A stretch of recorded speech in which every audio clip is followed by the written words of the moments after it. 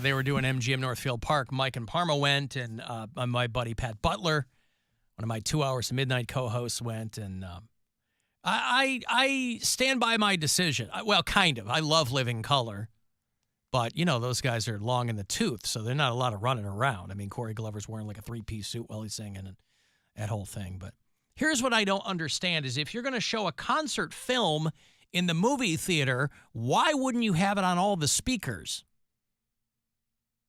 If it were Tom Cruise jumping off a cliff on a motorcycle, your teeth would be rattling.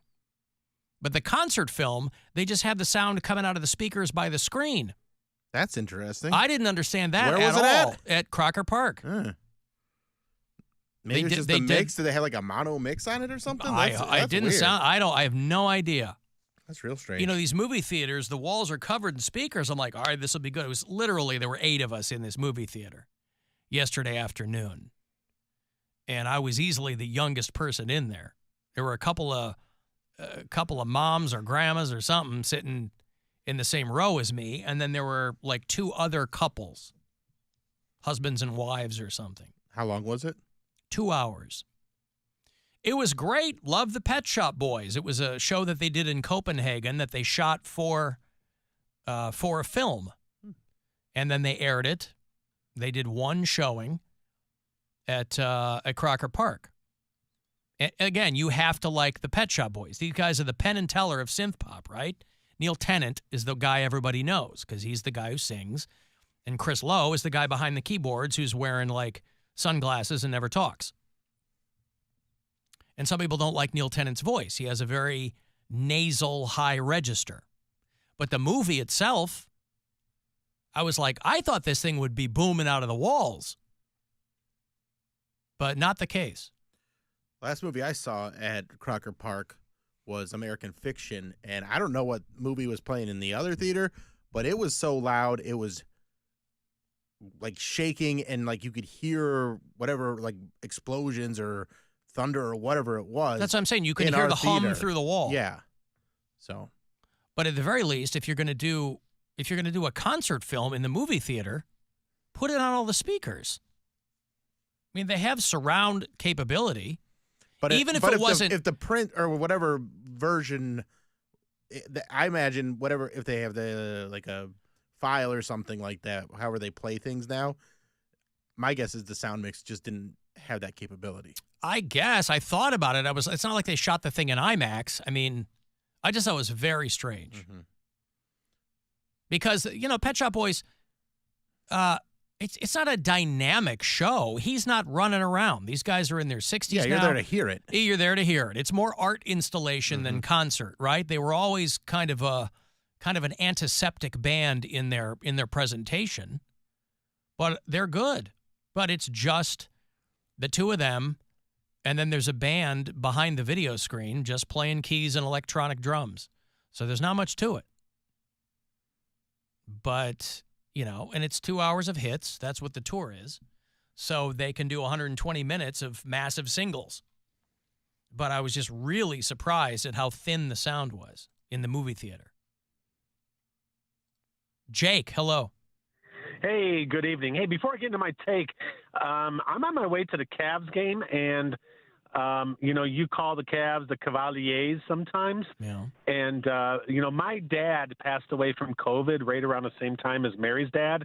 And I told my dad about that, and he got the biggest kick out of it. He cracked up and guffawed mightily when I told him about you calling the Cavs the Cavaliers. Cavaliers. Well, I'm glad it elicited a guffaw. Finally, somebody. They had to be on their deathbed to find that funny, Bill, but it happened. I tried to get my dad to listen to your show because I think your senses of humor would mesh. But in any event, I'm calling because you're talking about concert films. I think about 3.5, 4 years ago, they have these concert films like one night only, and they release them in the theaters. And my current girlfriend, when she was a youngster, like in her late teens, she was a huge NXS fan, and they released a concert film on the heels of, it was a precursor to a documentary they're going to put out about Michael Hutchence. But it was a 2-hour concert film of NXS at their peak playing Wembley, and never a big NXS guy But boy, that was really something special. It was electric, and they had no opening act. They played 2 hours straight, really tight, and the crowd was the Wembley crowd was really into them. And it's like one of those experiences where even though it's like maybe you're not the audience for it, you almost envy the people who are into it because it really was special and electric. And number one, I'm curious if you're aware of that particular event and if you have any thoughts about it. Yeah, Cheers. no, I thanks, man. I think that if you're going to do a Wembley Stadium film, I mean, absolutely, you better have some amazing sound on it. And that's why I went to this. I mean, I didn't quite know what to expect, but I certainly expected the sound to be Better. yeah, I expected it to kind of fill the room. It was kind of like I was watching it at home. It would have sounded better had I watched it at home. That's disappointing. So it was kind of like, okay, it was one showing yesterday. They're going to do another one Wednesday, I think. When they do these kinds of things, they usually screen them once on Sunday, once on Wednesday. Obviously, I'm not going to go on a Wednesday. Because it's But- hump day. That's right. You can't dig on no Pet Shop Boys on a hump day. No, you got to be humping. So everybody's humping around on a hump day. So anyway. You know, Alan, you mentioned that the All-Star Game is the most interesting thing that's ever going to happen in Indianapolis, but clearly you have not heard about Old Ben, the world's largest preserved steer, weighing in at 2.5 tons, measuring 16 feet long, and died in 1910. They have a fiberglass reconstruction of him out in Pendleton Pike in Lawrence, just a little bit east of Indianapolis. So, yeah. There's some neat cows out in Minneapolis, too. Well, that's it. Yeah, I said that the NBA All-Star Game is going to be the most exciting thing to ever happen in Indianapolis. All the NASCAR fans blew me up. Mhm. I'm like, oh, the big driving left? No, I get that. But, yeah. I've seen Old Ben. It's not in Lawrence. It's in Kokomo, by the way. Like the song. Like the song. It's about an hour north of Indianapolis. Old Ben is this steer. It's a massive, the world's largest steer. He was born in 1902, and he was the largest calf in the world. And it was a big, big deal. So it's like the town of Kokomo, Indiana. That's one of their claims to fame. By the time he was in kindergarten. Did they have cow kindergarten? Cowdergarden. Cowdergarten. By the time Aftergarden. he was 4 years old, he weighed 2 tons. So yeah, they have him stuffed and set up there. But I don't think that's in Lawrence. That's unless they move it around. It's in Kokomo, Indiana. Well, here's what I'm going to say. I personally find both the Indy 500 and the NBA All-Star Game to be far more interesting than the big cow. Well, again, it's dealer's choice, right? I mean, different strokes for different folks. I'm an F1 guy, so I couldn't give a fat frog's ass about NASCAR. But if you've never Well, the seen... Indy 500 is that NASCAR? That's What's the Indy 500? I'm pretty sure it is. I don't think it's NASCAR. I thought it was. The Indianapolis 500? Is it? I don't know. The Indy I 500 thought it was Formula- is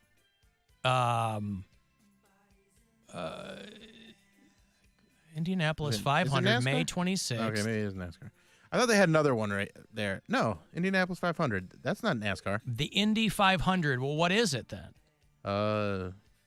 IndyCar Series. Yeah. Whatever. Okay. Well, it's all the same to me, right? I mean, it's, anywho. So, yeah, okay, I take your point. Indy 500, obviously, that's a big, big deal. But I would just like to point out, and if you'll pardon the pun, great idea to steer me back to Old Ben because, Indiana is so well known Don't you do for it. its bovine celebrities. So, you've got Old Ben there in Kokomo. And that's all there is. I don't know if I've ever mentioned it. There's a town in Indiana called Wakarusa, and there was a a cow there by the name of Contented Linda Grace. Start dropping F-bombs, so we have to. I don't think I've ever mentioned it before, but Yeah. Wakarusa, Indiana, from Kokomo. It's probably an hour away. It's between you'd have to go pretty much past Fort Wayne to get up to Wakarusa. It's right off the turnpike there. And so, Indiana has no shortage of bovine celebrities. They didn't stuff Contented Linda Grace, though. But she was, at one point, you might recall, the greatest dairy heifer in the world by the editors of some magazine there. When I was a kid, it was a big, big story. And then, of course, the day after she was named to that calendar, she died in the barn at the farm of Mr. and Mrs. Lowell Engelmeyer, as the newspaper article said. So, listen, sure, we're a bunch of city slickers around here, but, if you're partial, if you're partial to the bovine celebrities, you can't do better than the state of Indiana. What's up, city slicker?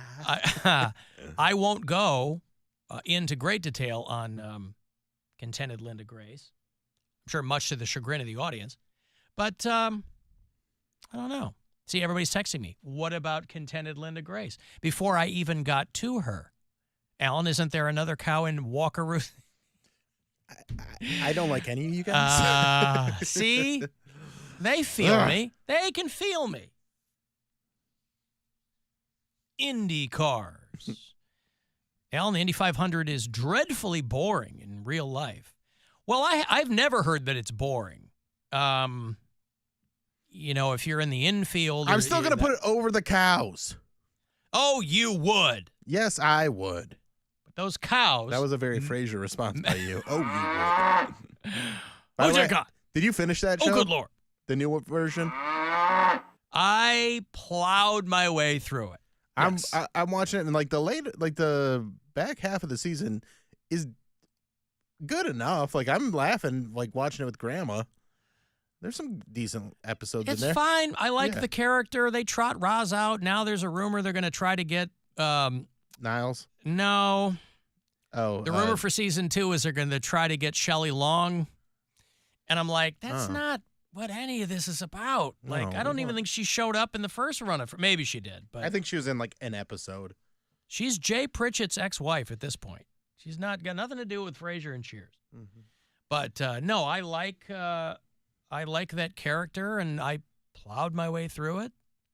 But you can throw a dart at an old episode of Frasier from the original run, and it'll be better than anything from the new series. Absolutely. But I think people were really hard on it, and it was not terrible. It was a fun. I had some laughs. I had some, there was moments that were very reminiscent of a classic Frasier episode. Yeah. I didn't hate it. Yeah. Didn't hate it. And it's unfair to compare it to the first one. Right. Because you have one guy there trying to hold the whole thing up. But, hey, Ryan. All right. Thank you, Ryan. Ryan was calling from Independence there. And I guess he's taken that to heart and independently bailed. Hey, congratulations, by the way. The readers of GQ magazine have voted one of the Cleveland Browns to be the most stylish athlete of 2024. They have this most stylish player thing every year. And the readers of GQ, you can guess who it is. My guess would be David Njoku. Really? Nope. Jeremiah Owusu-Koramoah is the NFL's most stylish player, voted by the readers of GQ magazine. He took the win over Denzel Ward. They set up a bracket, and then people vote. That's 2 Browns players. Yeah, that's right. Came down to 2 Browns players. I don't know if David Njoku was in this. Stephon Diggs made it near the end. Saquon Barkley. Very small print there. But anyway, they said he's only been in the league for a few years, but he's made a serious mark by incorporating traditional styles, referencing his Ghanaian roots. Yeah, he's wearing like a lot of giant chains and dashikis and stuff. Mm. And why not? Good for him. You're repping the homeland. I thought they were going to give it to Njoku because of when he burnt his face and he wore the mask with the fur coat open. Like, that was badass. That was a good. And how did he burn his face? An outdoor grill stove or something exploded and burnt his face up. That sucks. And he still played. And do you see Baker Mayfield was the MVP of the flag football game. Oh, was he really? Yeah, so he really kicks ass when it doesn't matter. Those are the guys who aren't going to the Super Bowl. Right. Yeah.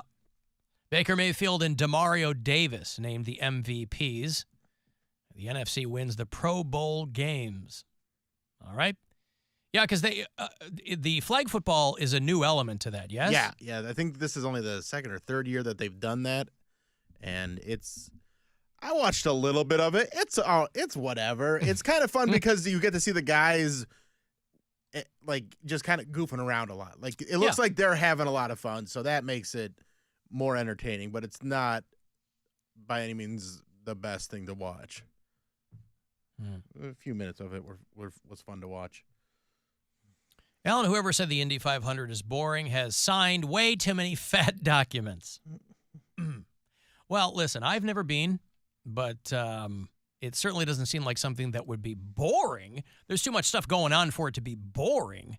It might be monotonous, but that's why they try to make it like a big deal. Yeah, and that's why there's so much like partying and stuff that goes on to get you hyped up for it. Yeah. Hot on the heels of, let's see if I can find this, because it was hot on the heels of Punxsutawney Phil and Buckeye Chuck.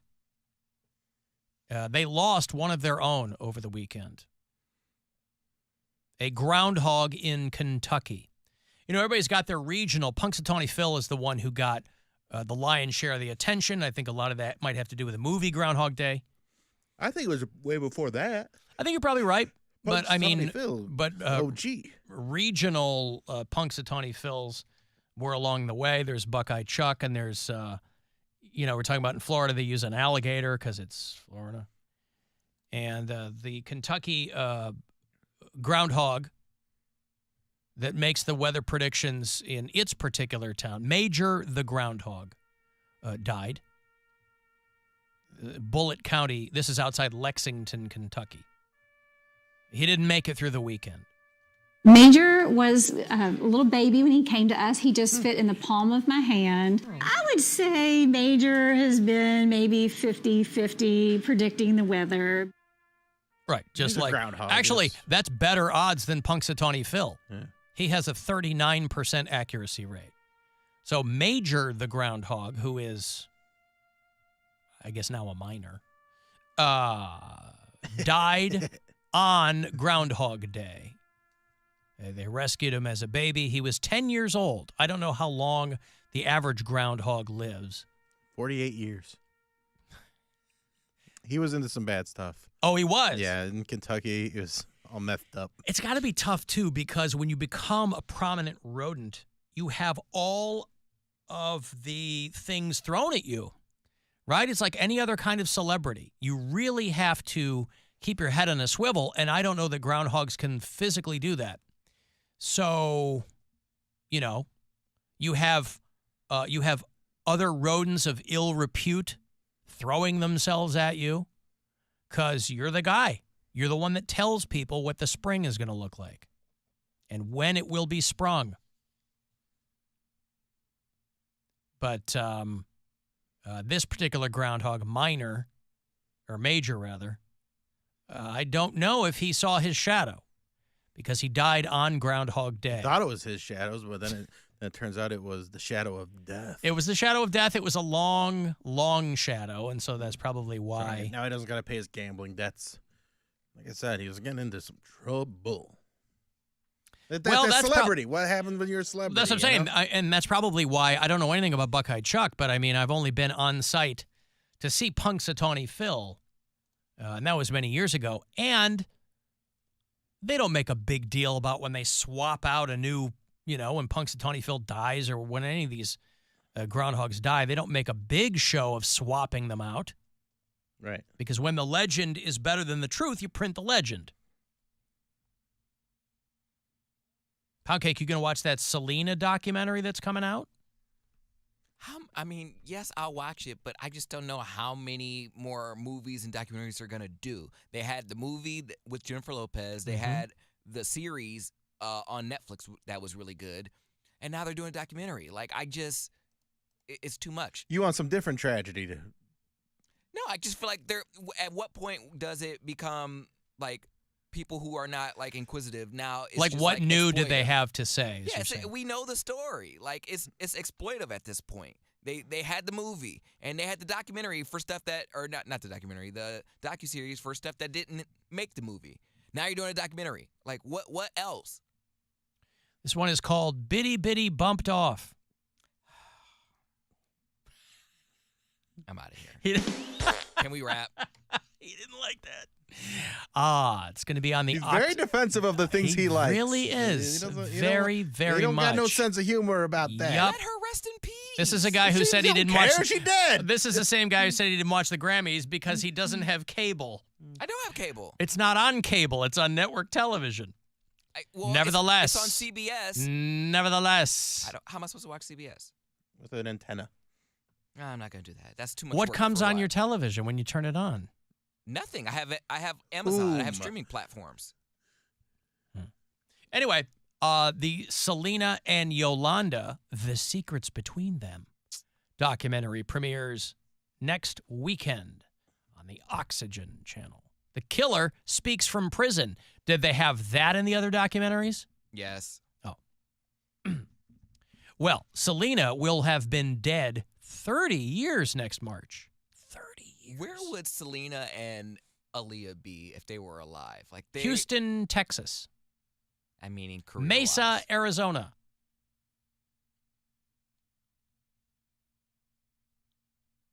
Portland, Maine.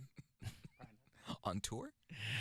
Where would they be? Yeah, like career-wise. I don't know. Like Aaliyah probably would have been Beyonce. One of them would still be dead, just further down the road.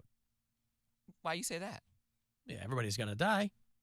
One of those two people probably would have died. Think about all the tea Aaliyah would spill on R. Kelly if she was alive. She's like, all right, now it's time for my, she'll have her own series of surviving R. Kelly. Yolanda Saldívar will be up for parole next March. 30 years That bitch ain't getting out. after she... Why? She'll get out. No way. Some They'll eat her old-ass alive. lady who killed Selena. Like, the only reason most people even know about Selena is because she got killed. No, not out there in Texas. Hell no. They're going to eat her like an enchilada. Let her out.